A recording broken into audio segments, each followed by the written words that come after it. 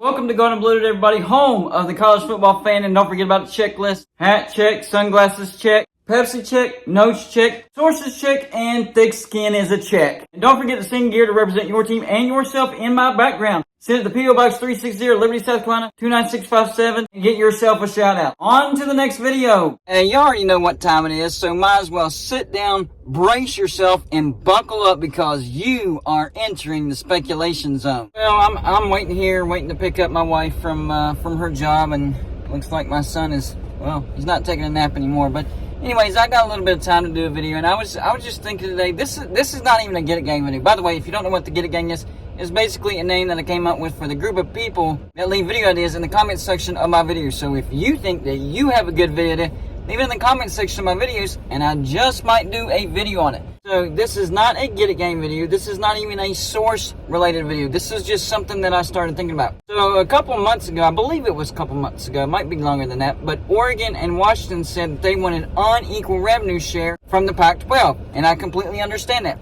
They are the biggest brands remaining. USC and UCLA announced that they were headed to the Big Ten back in, I think it was either July or August of 2022. So they are the biggest brands remaining. I totally understand that. And then we're going through the Pac-12 saga of a bad TV deal. Turns out it actually could be worse than what we thought it was. And I did a video on that earlier today, so check that video out as well. And it seems like it's definitely a possibility if everything's equal across the board that the Pac-12 teams could be looking at right around or possibly under $20 million per team per year.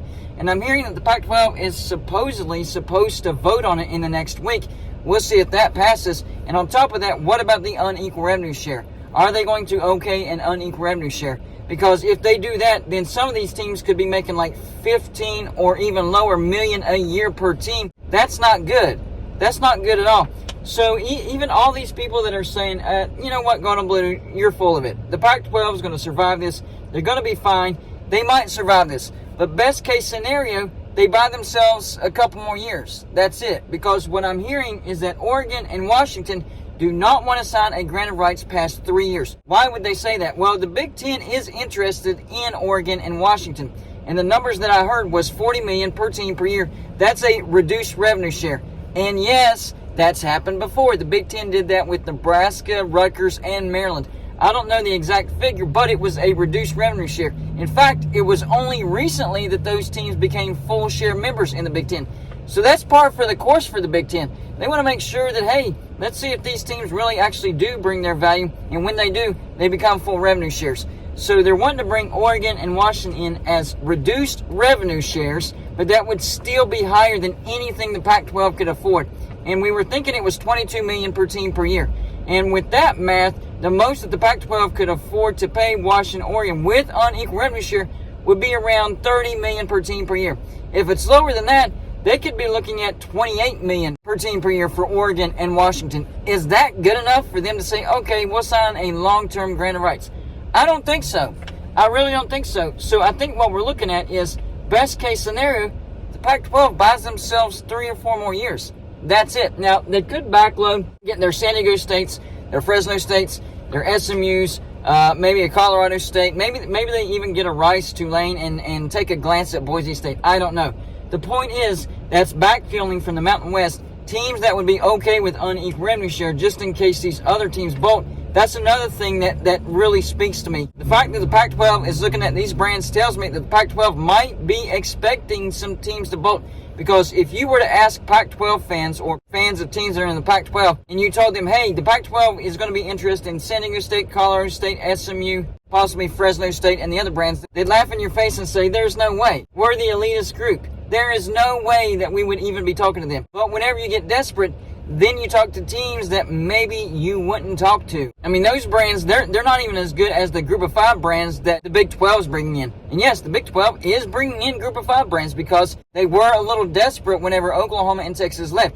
But they got the best group of 5 brands out there. They got BYU, UCF, Cincinnati, well, maybe not Houston. I know I have a lot of Houston subscribers. You're going to be mad at me about that. But I would have taken Memphis over Houston. That would have been a footprint in a new state. Houston is like the 4th footprint in the state of Texas. and it really doesn't have that big of a fan base. And I know the TV market for Houston is massive, but they're not capturing that. They're capturing a small percentage of that. But understand the rationale behind that, so I'm not going to knock it too much. Point is, Big 12 got the best group of 5 team brands out there. The Pac-12, I guess they're getting the best remaining after the best was taken. San Diego State, I would say it's one of the best group of 5 brands out there. Colorado State, no. Sorry, no. SMU, no. Absolutely not. If they talk to Fresno State, which Fresno State is the one that they're the most wishy-washy on, I would actually put Fresno State at the top. Boise State, you need to be talking to Boise State. I think Boise State is one of the best brands remaining out there for a group of 5. But, with their academic standards, they're probably not going to bring in Boise State. So all this unequal revenue share with the Pac-12, I think it's influenced the ACC. In case you're wondering, these are the teams that we don't have represented for the mini helmets. As you can see, we actually have quite a few big brands that's not represented here at Golden Blued. So get your team represented here on Golden Blued. Not long after that, maybe a month and a half, something like that, we started hearing the ADs out of the ACC. First, it was the Florida State Athletic Director. Then it was the Clemson Athletic Director. Then it was the Miami Hurricanes Athletic Director. And finally, it was the North Carolina Athletic Director. And they're all wanting unequal revenue share. Now, it could be a whole separate situation because they are 2 separate conferences. But where do you think they got the idea from? And no, Oregon and Washington weren't the first 2 schools ever to start unequal revenue share.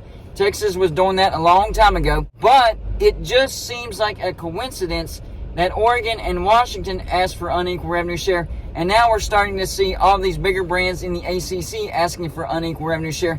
And even the Florida State Athletic Director, he took it a step further. He said, we looked into how to get out of the ACC, and it's going to take around $120 million. That's disputable. A lot of people think that that's just a buyout, that if they want to get out of the grant of rights altogether, it's going to be around $500 million. But that's a separate subject. So these 4 brands are wanting unequal revenue share. So maybe they're looking at the Pac-12 to see if Washington and Oregon can get away with it. Now, this is separate circumstances because these 4 teams have signed a grant of rights. But there is a clause in there where if they get a sizable majority together and vote down to dissolve the grant of rights or pressure the ACC to do away with it, otherwise they're going to bolt as soon as they can, and they can do that, and then the ACC grant of rights will dissolve, and then teams can go wherever they want. So that option is on the board as well. But I guarantee you, they're watching the Pac-12, and they're seeing if Oregon and Washington can get away with a worse TV deal. The ACC, believe it or not, as bad of a TV deal as the ACC has, the Pac-12's is going to be much, much worse. Even the Big 12's is a little bit worse than the ACC, but the Big 12 doesn't have the big brands that the ACC has. So it kind of evens out. But for the Pac-12, their TV deal is looking out to be really, really bad. It could be around $20 million per team per year instead of 22, and 22 is bad enough. But it could be around 20, and that's taking into account the cost of production and all that stuff, because what I'm hearing is the number that's going to be revealed, and they're talking about 25 to 28 million, doesn't cover the cost, and the cost is going to be around 7 to 8 million, so you got to take that off the top, so it could be around 20 million, maybe even under 20 million. And Oregon and Washington are still going to want unequal revenue share if they want the Pac-12 to keep them for another 3 years, because they're going to bolt after 3 years anyways. So I guarantee you that Clemson, Florida State, Miami Hurricanes, and North Carolina, they're looking at the Pac-12, they're like, hey, that's a terrible TV deal. Ours is bad enough. That's even worse. Let's see if they get away with it. And if they can get away with it, surely we can get away with it. Now, like I said, it's different circumstances because no grant of rights have been signed for the Pac-12. So it might turn out that nobody even signs the grant of rights and this doesn't even happen. But they're watching the Pac-12 to see if they do that for Oregon and Washington. And if that happens over there, they're like, all right, we have an argument. Let's really pressure the ACC to give us unequal revenue share. If not, we can get a couple more brands to get our numbers up to 8 or 9 to vote to dissolve the grant of rights, and that way we can leave without any consequence at all. Or at least the bare minimum, just a buyout. So if I were the ACC and this happens with the Pac-12, I would actually think about giving them unequal revenue share. That way they don't get the numbers needed to vote down the grant of rights, because if a team is going to leave, you'd rather get money from them. If they're dead set on leaving, you'd rather get money from them, or as much money as possible, instead of none or the bare minimum. So just something to think about. What's happening in the Pac-12 might be influencing what's happening in the ACC. And remember, at one point they were talking about an actual merger, and then on top of that, we heard there for a while that the ACC was talking to Washington, Oregon, Stanford, and Cal. I don't know what happened to that. Maybe that's still on the table.